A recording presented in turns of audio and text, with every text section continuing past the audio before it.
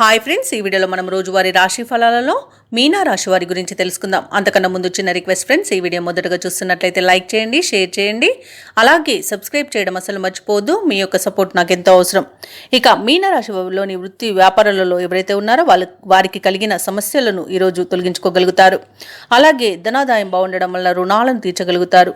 అలాగే ఎవరైనా నూతన రుణ ప్రయత్నాలు చేస్తే కూడా అవి కలిసి వస్తాయి. లోన్ సౌలభ్యం కూడా లభిస్తుంది.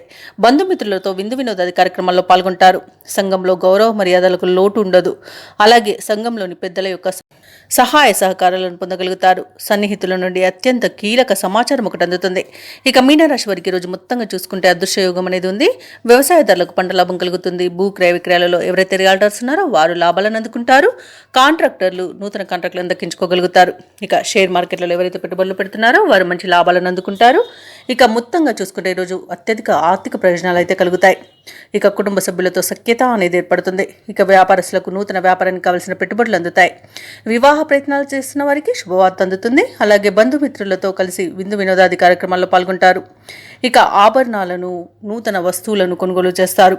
ఇక విదేశాలలో విద్యాపరంగా వృత్తిపరంగా వ్యాపారపరంగా ఎవరైతే నివసిస్తున్నారో వారు స్థిర నివాసం ఏర్పరచుకోవడానికి మంచి యోజన అనేది కలుగుతుంది. ఇక మీనరాశి వారి రోజు తెలివిగా సమస్యల నుండి బయటపడతారు.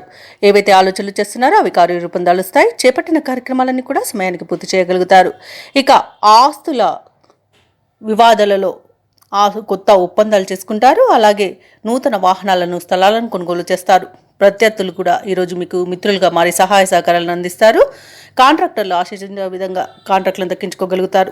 పరపతి కలిగిన వారితో పరిచయాలు మీకు మేలు చేస్తుంది. ఇక ఆధ్యాత్మిక చింతన పెరుగుతుంది. దేవాలయాలను సందర్శిస్తారు.